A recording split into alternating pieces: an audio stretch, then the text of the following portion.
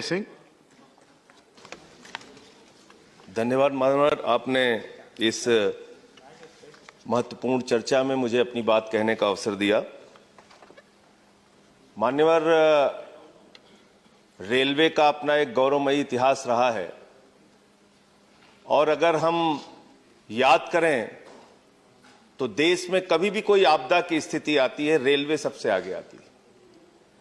कहीं कोई हिंसा की स्थिति आती है, किसी क्षेत्र में देश की सीमा पे युद्ध की स्थिति आती है, जवान को एक स्थान से दूसरे स्थान तक पहुंचाने की जिम्मेदारी रेलवे अपने कंधों पे उठाता है।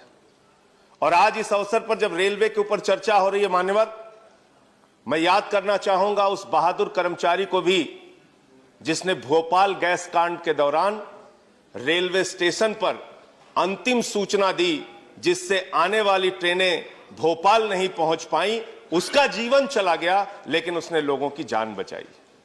रेलवे का इतिहास रहा है मान्यवर कि रेलवे ने देश की तरक्की में अपनी महत्वपूर्ण भूमिका निभाई है। रेलवे ने देश के विकास में अपनी महत्वपूर्ण भूमिका निभाई है।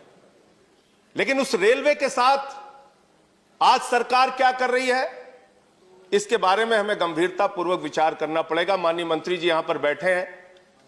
अभी पिछले कुछ दिनों पहले कहा गया साहब 150 ट्रेनें निजी हाथों में दी जाएंगी, 50 प्लेटफॉर्म निजी हाथों में दिया जाएगा। मुझे याद है मान्यवर, एनडीए के संयोजक रह चुके हैं जाट साहब, आज इस दुनिया में नहीं है। उनको श्रद्धांजलि देना चाहूंगा इस अवसर पर। 74 में उन्होंने बहुत बड़ी हड़ताल की थी और जो 1974 की हड़ताल थी मान्यवर रेलवे की, उस हड़ताल में मांग थी कि 5 लाख कर्मचारियों को पक्का करो।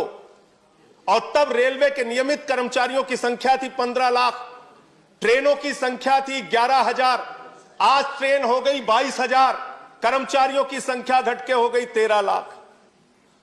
74 से आज कर्मचारी हम नहीं बढ़ा पाए, रोजगार हम नहीं बढ़ा पाए।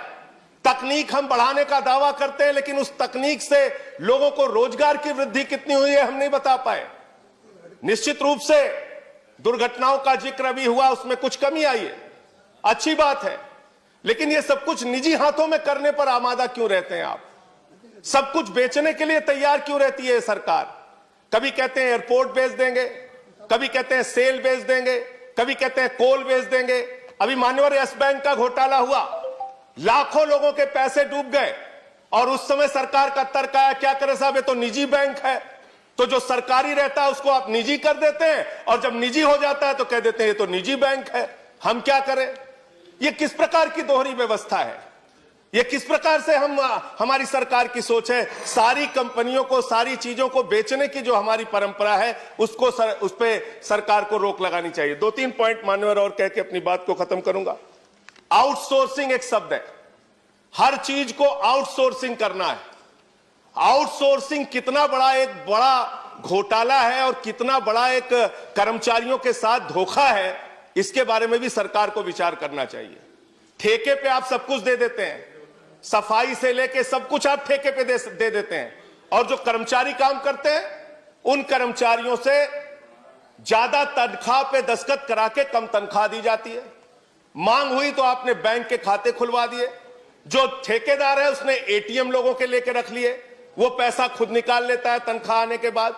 तो मेरा ये कहना है, ये एक आउटसोर्सिंग का जो नाम देके सारी चीजों को आप बाहरी व्यवस्था को निजी हाथों में देने का काम करते हैं, वो कर्मचारियों के साथ, ठेका मजदूरों के साथ एक बहुत बड़ा शोषण है। इसके साथ साथ मान्यवर, आप नई ट्रेनें, बस सबको आपने थोड़ा समय दिया, मुझे भी कृपा कीजिए सर। आपने तेजस ट्रेन चलाई, तेजस ट्रेन में और शताब्दी ट्रेन में 5 मिनट का अंतर है और किराए में 1.5 गुना का अंतर है। तो आप करना क्या चाह रहे हैं? जब ट्रेनें आपके पास उपलब्ध हैं, सुपरफास्ट ट्रेन उपलब्ध है आपके पास, ऐसे में नई ट्रेनें, निजी ट्रेनें लाके किराया ज्यादा लेके आप एक नए प्रकार का आप शोषण करते हैं। मैं मान्यवर आपके माध्यम से सिर्फ इतना कहना चाहूंगा कि रेलवे इस देश की जीवन रेखा है और रेलवे की आज जो दुर्दशा है, उसके सबसे बड़ी कहानी अगर आपको जाननी है तो झांसी के अंदर पिछले साल हादसा हुआ था। ट्रेन में सफर करने वाले यात्रियों की जान चली गई।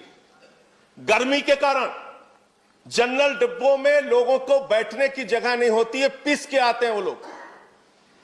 मैं आपके माध्यम से सरकार से सिर्फ इतना निवेदन करना चाहता हूं, अपने कमाऊ पूत को बेचने का काम मत कीजिए। आपका अगर कोई लड़का मेधावी है, तेज है, अगर हाई स्कूल में अच्छा नंबर पाया, इंटर में थोड़ा कम नंबर पाया, बीए में थोड़ा अच्छा नंबर पाया, एमए में थोड़ा और कम पाया, तो उसको चौराहे पे आप खड़ा करके नीलाम मत कीजिए। उस व्यवस्था को ठीक करने का काम कीजिए। रेलवे के कर्मचारियों पर भरोसा कीजिए। रेलवे को आगे बढ़ाने के लिए रेलवे कर्मचारियों को साथ में लेके जो सेवा अब तक वो करते आए हैं इस देश की, वो करने का काम कीजिए। रेलवे को हर चीज को निजी हाथों में बेचने की जो आपकी सोच है, उस सोच पर रोक लगाइए। मैं सिर्फ यही कहना चाहता हूं कि अगर आपको ठंड लगी है तो घर का किवाड़ा निकाल के उसको आग में जला के तापने का काम मत कीजिए। ये इसी प्रकार की व्यवस्था और इसी प्रकार की कार्रवाई आपकी है जो सारे सरकारी विभागों को आप निजी करते जा रहे हैं। बहुत बहुत धन्यवाद। श्री प्रफुल्ल पटेल।